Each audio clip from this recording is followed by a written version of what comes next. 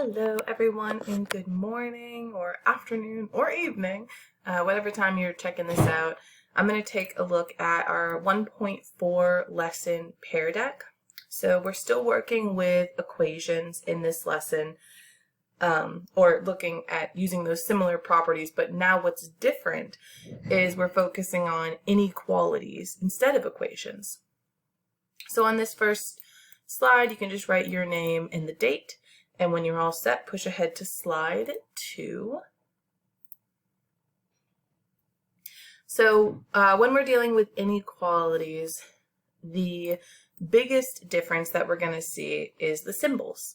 So instead of an equal sign, we're going to see these inequality symbols. We have greater than, looks like that, and then we have greater than or equal to. And then we have less than, and less than or equal to. Feel free to practice writing those symbols next to the ones that are there as well. And when you're reading an inequality symbol, it opens up to the bigger number. So another way that I like to be able to tell the difference is the less than symbol. Kind of looks like an L, right? A little bit. It's in the direction of like how an L would face. So I remember, okay, that one is less than. Whatever helps your brain to remember the difference between the types of inequalities. I know this can be tricky for folks, but we really want to be confident in being able to identify what inequality symbol we have. So on the right, we're going to practice writing the inequality statement. So for the first one, we have 9 is less than or equal to x plus 2. So for our first one that we're doing, we have the number 8. This symbol is open to the 8, so 8 is the biggest. So 8 is greater than x minus 5. 8 is greater, it's opening towards the 8 because 8 is the bigger number compared to x minus 5. For number 2, we have 16. Again, it's open to the 16, but we also have that line underneath.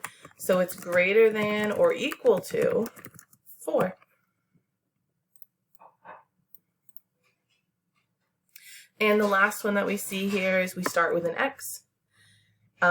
It's open the other direction, which means x is less than 7x minus 8. So make sure you get those 4 in, feeling more comfortable in how to write these inequality statements. And when you're all set, hit OK, go to slide 3. So solving inequalities with variables is just like regular equations that have variables, really similar of doing that opposite operation like we've been doing in the past 2 lessons. The main difference is that a regular equation with a variable has only one answer. Like when we were solving our equations, it would be like x equals 7. That's our answer. Or x equals -2. That's our answer. But with an inequality, we get this range of answers. So for example, we have here x is greater than 7. So this answer is all of the numbers that are greater than 7, which means 8, 9, 10, 11, 12, 26, 48, 52. As long as it's greater than 7, it is a solution. So when we graph our solutions on a number line, we'll put a circle at where we're starting, and then we'll shade the particular direction. The circle is open because our solution can't be equal to 7. It has to be bigger than 7. So we put an open circle on 7 and then shade to all the numbers that are bigger than 7. Push ahead to slide 4. When we're solving them, a super important reminder is that if we multiply or divide by a negative number, we have to flip the sign. Okay, this is super important. This is different than equations. When we multiply or divide by a negative number, we have to flip the sign. So we just want to, that's something important to write down somewhere and make sure you can reference it later. And push ahead to slide 5. So when we're looking at solutions of inequalities, like we saw in that last example, we are graphing them often.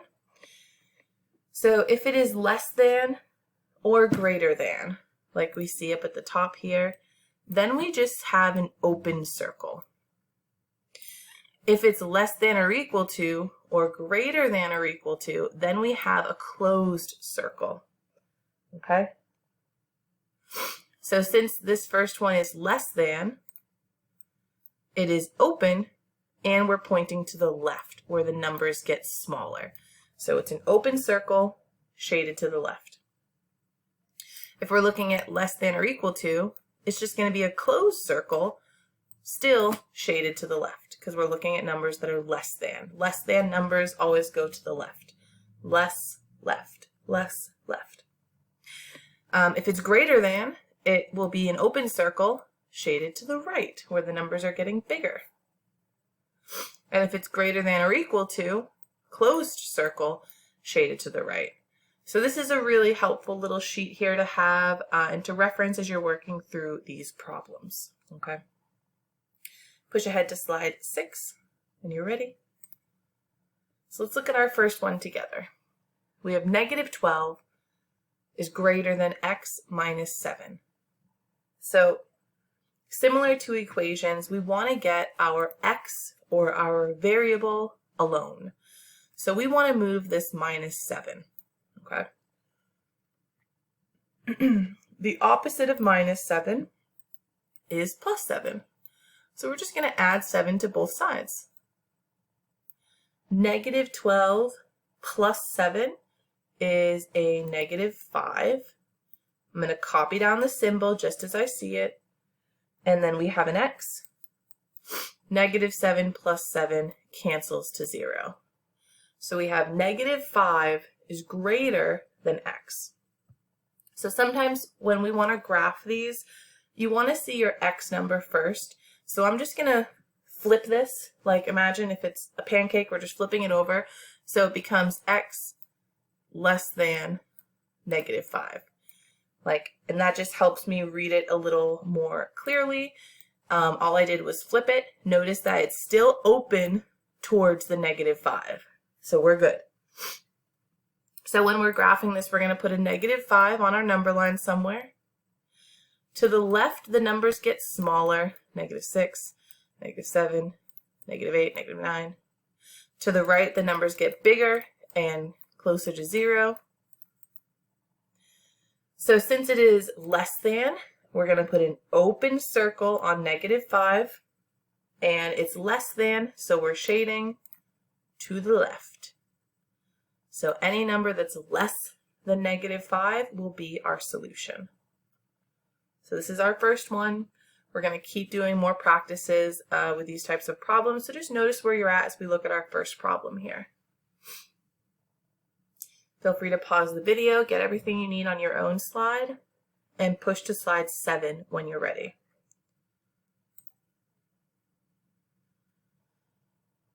On slide 7, we have a -17 is greater, because it's open towards that, greater than -16. So first thing we're going to do is we want to get rid of that -17. So we're going to add 17 to both sides. And we have a. -17 plus 17 cancels to 0. Bring down my greater than symbol. -16 plus 17 is 1. So again, maybe it helps you to write it out so you know what's happening. So we have a is greater than 1. So I'm going to put the number 1 on our number line. They get bigger as they go to the right, and they get smaller as they go to the left. Since it is greater, it's going to be an open circle and shaded to the right. Greater symbol tells us open circle, shaded to the right. Nice job, y'all. And again, when you're all set, push ahead to slide number 8. And as always, pause the video at any point.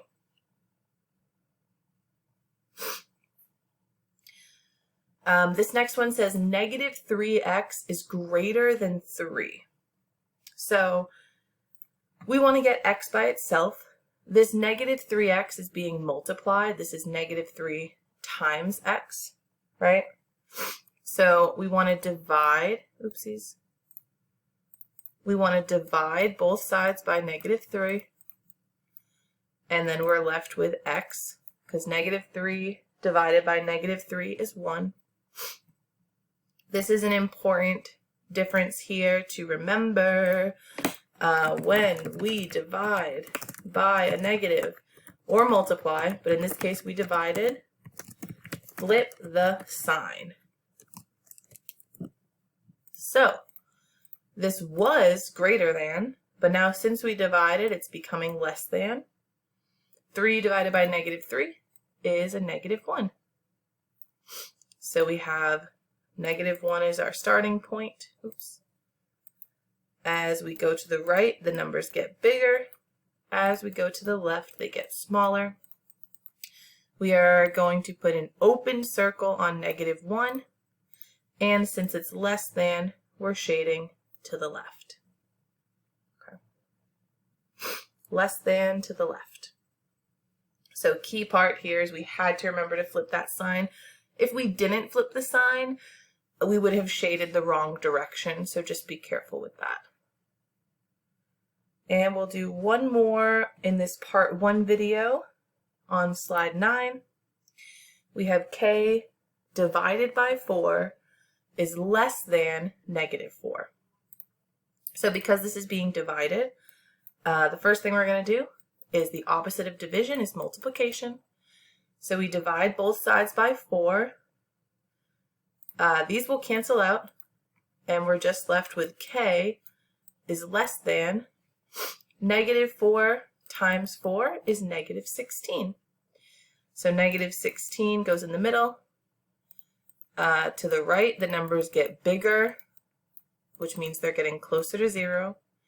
And to the left, they get smaller, further away from 0 when we're looking at negative numbers. Put an open circle on negative 16 since it's just less than, and then we're shading to the left. Okay. So I'm going to pause the video now and check out part 2 to look at the last 6 slides. Okay. Nice job, everyone. Really great work.